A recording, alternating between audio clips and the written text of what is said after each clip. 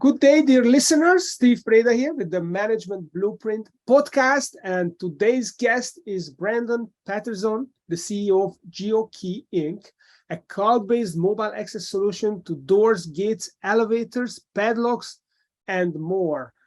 Brandon, welcome to the show. Thanks, Steve. Happy to be here. It's great to have you here. And I'm very curious about some of the stuff that you have going and you've come up with and your businesses. Actually, there's another business which we haven't even talked about, but I will ask you about. So tell me, Brandon, how you got here. I mean, you previously founded and ran different organizations, including a nonprofit, a co-working space for real estate companies, and an agricultural equipment auction platform, if I'm not mistaken. So how did you end up founding an access solutions business on top of these? Yeah, it's an interesting story for sure. So I'm a third generation entrepreneur. It's kind of my blood. We're serial entrepreneurs. We like to find problems and turn them into revenue generating machines. So one of the businesses that we had was 24/7 fitness clubs.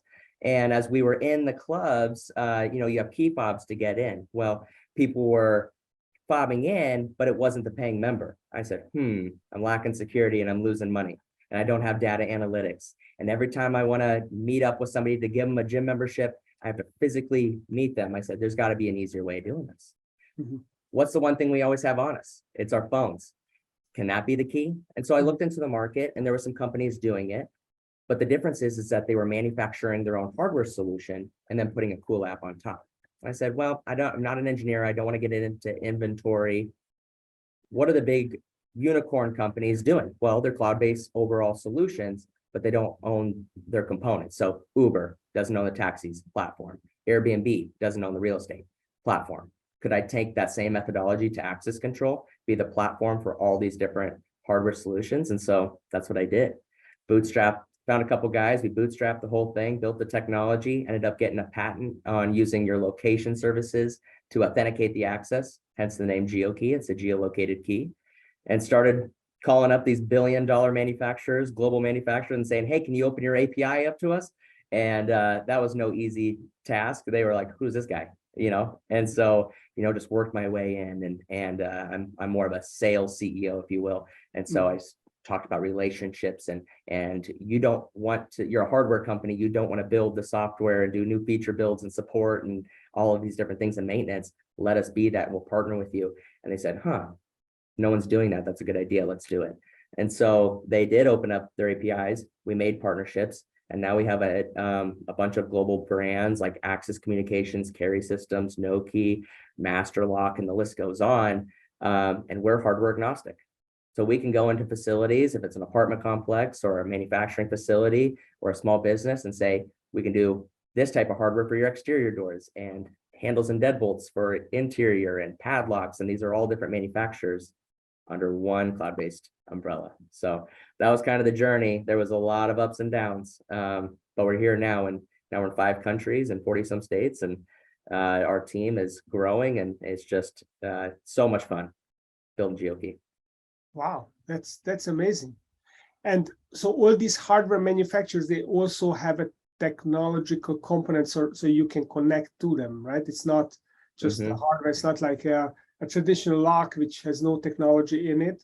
All these hardware companies, they already have technology in their locks. Yeah, exactly. So they'll have their firmware in there. And so sometimes they're IP controllers. So then we do a cloud-based integration. We don't require readers when we do that. And so when we talk to people, okay, where do you put the reader on the door? Oh, no, we don't do that. And we're one of the only companies that have made that happen. Or maybe it's a Bluetooth connection. So there's the firmware in like a padlock or a handle, and then you're talking directly to those handles. So it's very flexible. Being hardware agnostic makes you very flexible in the way people can have access control. So you can create a very customized solution, but not compromise on the security measures that they need. Well, so while we are talking about Geokey, you mentioned something that really kind of took my attention or pricked my attention, which was that you bootstrapped this company. Yeah. So how did you bootstrap it? Most tech companies like yours are venture backed because the whole idea is you want to conquer the market as fast as possible before competitors catch on. So how did you not have to do that? And how do you even fund this company from scratch? Tech companies is very, very rare. Yeah, we funded out of our own pockets, and then it was late nights. You do your day job, and then in the evening times, you do these meetings and you game plan, you strategize, and you code, and you're doing sales calls after work to go do those, and you're running around making relationships, and that's what you do. You just make it work. It's long hours, it's little sleep, but if as long as you have that long-term vision, that long-term goal is, hey, I know where I'm going. I trust my team. I'm going to put in these hours because this isn't forever. And it's those sacrifices that you make that you have to take to get to the next level. It's your ante to have a successful business. So your team members, did they also treat this as a side gig? Yeah, we at the beginning, we all did. It was all just a side thing. We believed that it was going to take off. And of course, along the way, we had people saying, no, key fobs are never going to go away, or no, no one's going to use the phone, and this is never going to work. And so of course we had people telling us this, but we had faith, and we were like, we're going to make this happen. So glad we stuck with it, because we are where we are today. Wow, that's really cool. So the way you got here, though, is you have some really smart frameworks that I like to dig into a little bit. So one of the frameworks that you use, you call it the 3 C's framework of marketing.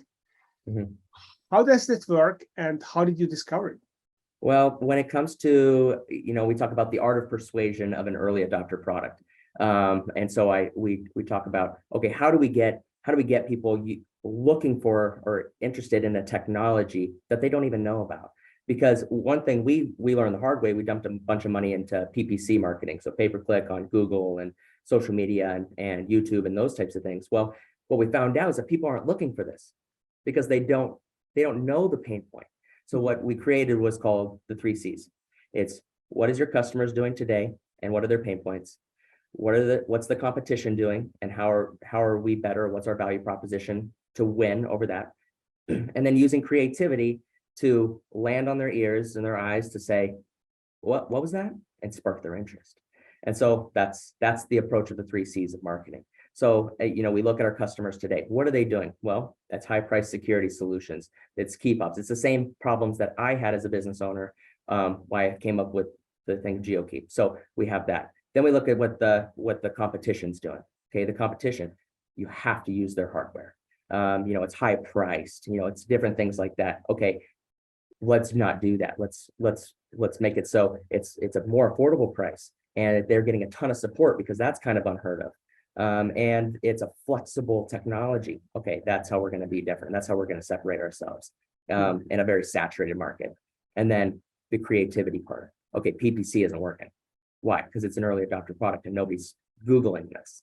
So how do we get out there? Okay, it's with relationships. So let's think of creative ways to get out there, and different networking things, or a video spotlight where they go, what? Or sending free demos and installing on offices of people that would resell it. And so they're using it every day, and then they feel it and they see it and they get that. So you have to be creative and different in your marketing, because traditionally, especially with an early adopter product, they're not going to see the value because they don't know that there is value yet. So you got to show it. Yeah, this is fascinating. And it really segues well into the previous episode we recorded, which was about sequential release of the different functions of the business, sequential function release. And Rob Ashton, he talked about how he actually systemized the different parts of his businesses. And the last one he did was marketing. And he talked about why marketing is so strategic and why so few people do marketing well. And I love how you explain that there is this analytical part of it, when you analyze your customer, what are the needs, and then you research your competition, so that what are the gaps in the market which no one is covering, And then how do you communicate something, a novelty to the market that they are not even aware that they have this pain. They have the pain, but they haven't articulated what the problem is. Yep. How do you get to them? And you using the partnership approach through these major access control manufacturers that already have the captive market. So you basically are tapping into their relationships. This is very creative, and it's very, very strategic. So I love it. So you're the customer. It's kind of analyzing and synthesizing, and then coming up with a creative solution to reach your customer. Love it. Exactly. A lot of people think that marketing is just a mechanical thing. It's about posting on social media and networking and getting out there, and then they can hire these mercenary marketers who will do it for them, and they miss the creativity piece, which is the Geokey in this whole equation, right? That's right. Yep. Love it. So awesome framework. So I wanted to make an exception in your case. Normally we only discuss one framework because otherwise it gets overwhelming, but you had this other concept which is so fascinating. I really want us to talk about that as well. And you call it the Northstar challenge. Mm-hmm. So you talked about how you motivate your employees using the Northstar challenge. So please share with our audience a little bit about what that Northstar challenge is and what are the kind of questions that you asked. Yeah, exactly. Well, I love talking about this one because culture is so important to me.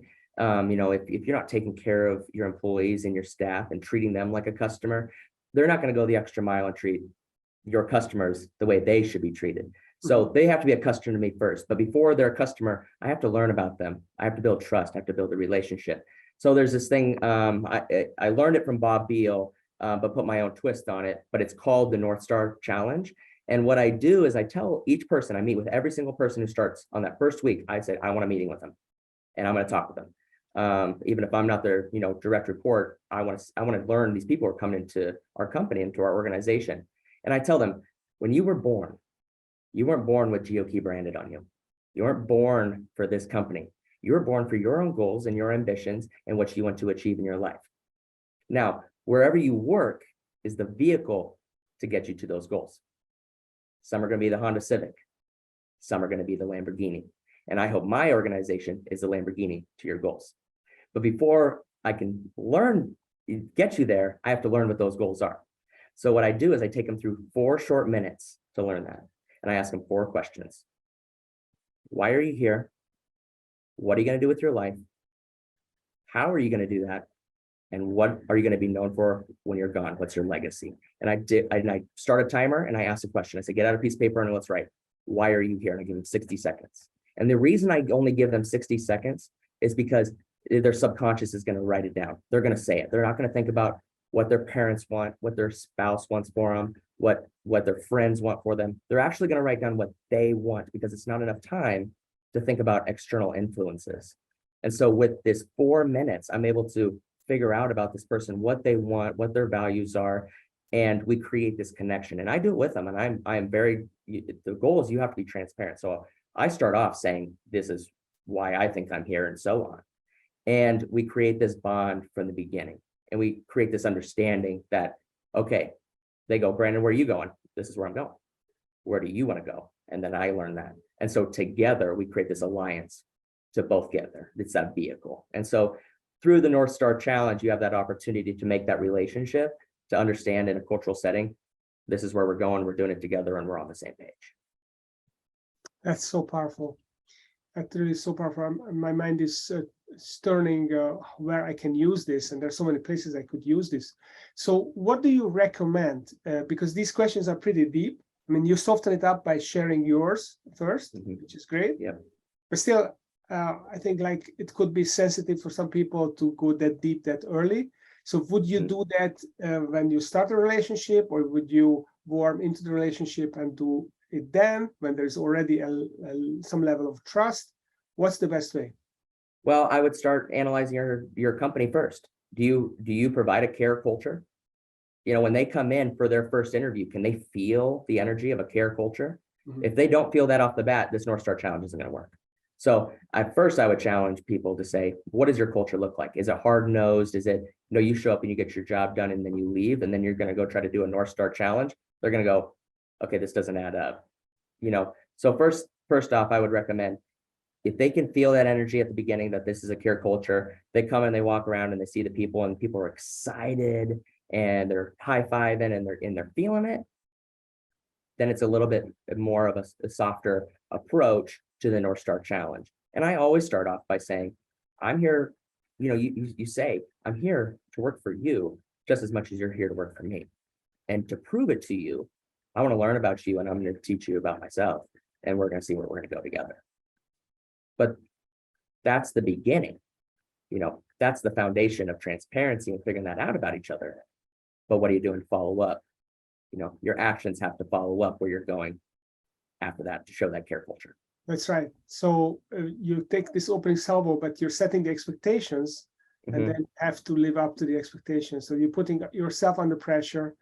And, I like to think of this is what entrepreneurs do. We are willing to put ourselves under pressure and then use that pressure to force our performance.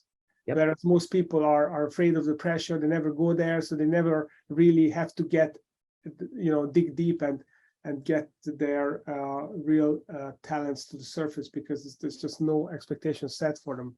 Exactly. And pressure makes diamonds, and transparency is the only way to get there. Oh, pressure makes diamond. Wow. I like to use the phrase humanitarian tech. That's my whole goal. I want to create amazing technologies, but the only way to make amazing transformative technologies is with a humanitarian aspect of it. It's by combining the two that you create this just concoction of amazingness of a culture and innovation to change the future. Awesome. All right, another next question. Humanitarian tech. We should slice this up into 4 different episodes, but just gonna keep going. So another thing that you talked about, which really interests me, you said everything is a process. And of course, at some level, surface level, I understand everything is a process, but is it really true? Is everything is a process? Do you mean that literally? How do you mean this, and what's the practical application of that? Yeah, definitely. I think it's definitely process driven. I'm like I said, I'm like a sales CEO, but I do have an operational core. I like to know that things are taken care of. In all my companies, I always want to give a white glove service. And if you are doing a free willy-nilly approach, like from the moment they pick up the phone to learn about you, all the way until they get invoiced, all the way to reinforcement and follow-up, there has to be this flow. And they have to know they're taken care of. Because I don't know what the audience is selling, how big of the tickets are, but if you're going to go 20, 25,000 plus tickets for bids, buyer's remorse may come in, and insecurity and so on. So there has to be processes all the way along the way that they know the salespersons take care of me, all the way to the project manager, to the onboarding specialist, to the customer experience specialist that is making sure that I'm educated all the way along the way until forever. And that doesn't just happen. You have to have. We use so much technology, from CRMs to project management platforms, that things don't fall through the cracks. On top of that, we do processes of verbiage processes. This is how you communicate. This is what you say. These are the questions you ask to show that you're listening and you understand. And so to us, we've learned by failure. It wasn't by reading it in some book or something like that. It was learned by failure and then taking advice from others to say, this is that flow, and this is follow the processes, and that's when you'll get that true white glove service to your customers. Okay, so when you say everything's a process, how processized is your business? We've got a manual for about everything. Our sales manual is 35 pages. We have engineering, onboarding manuals. We have marketing manuals. We have style guides. We have technology, and everything is in a drive and everybody can access it. So the information is accessible. You have to make sure it's accessible, because if you're requiring your team to say, you got to know this, well, they better have everything right there whenever they need to access it. So, we've taken a lot of time to develop these things. But if you really want to scale, and that's really the word that process and scalability go together. You want to scale, you have to have both to do it. Okay. So do you feel like you have already eliminated all single person dependency in Geokey? I have struggled with in the past with being one dimensional. Somebody gets sick, or somebody wants to go to their kid's soccer game, and the rest of the team would hurt, a customer would hurt. And I was like, what kind of world are we living in that people can't go to their soccer game or go on a vacation or whatever? So we put processes in place, and if somebody is gone or something happens, this person steps in, or a technology goes down, this is the redundancy. If there's a storm, a catastrophe, this is how this is going to operate. And so we put these redundancies in place because of pain points, because we said, okay, we've experienced all these pain points up to this date. There's going to be more, and they're probably going to be bigger. How do we predict the pain points? 60, 90 days out, a year out, put processes in place now. So when it does happen, it's going to hurt a little, but it's not going to kill us. And that's what we concentrate on. Love it. Love it. That's fantastic. Okay, so final question. And this is a strategic one. I have not asked this on this podcast yet, but I'm really curious how you think about this. So if you look at your business and you want to make it a sustainably leading business, which are really difficult to compete with, think of like an IKEA that are dominating their sector, so becoming this category of one business. How do you dig the moat around your business to make sure that people cannot compete with it very easily? They can't figure it out. They can't copy your system. Well, we took years to get to the point that we're at right now because of the processes in place. There's a lot of things that go into that. Number one, you got to have the right people. You got to have the right team.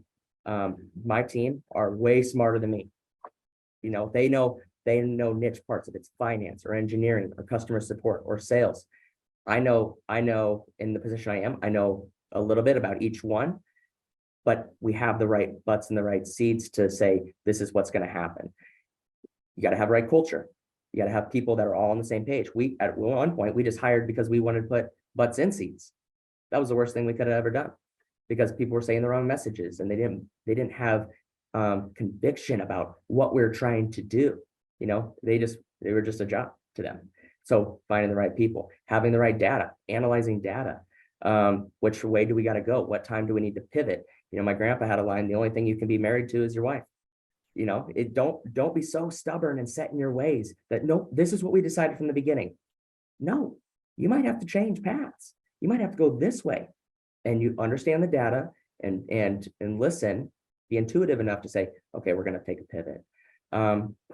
We talked about just like the redundancies, prepare for the rainy days, put the processes in place that if this goes south, this is what we're going to do. And really it comes down to that humanitarian tech and the care culture.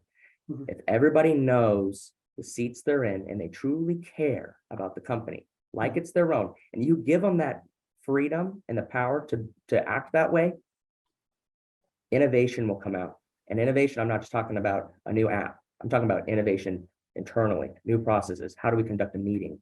How do we communicate? And you just see like phenomenal things come out with amazing ideas. You implement them. They're so excited and proud. And now you have buy-in from the whole team to go win.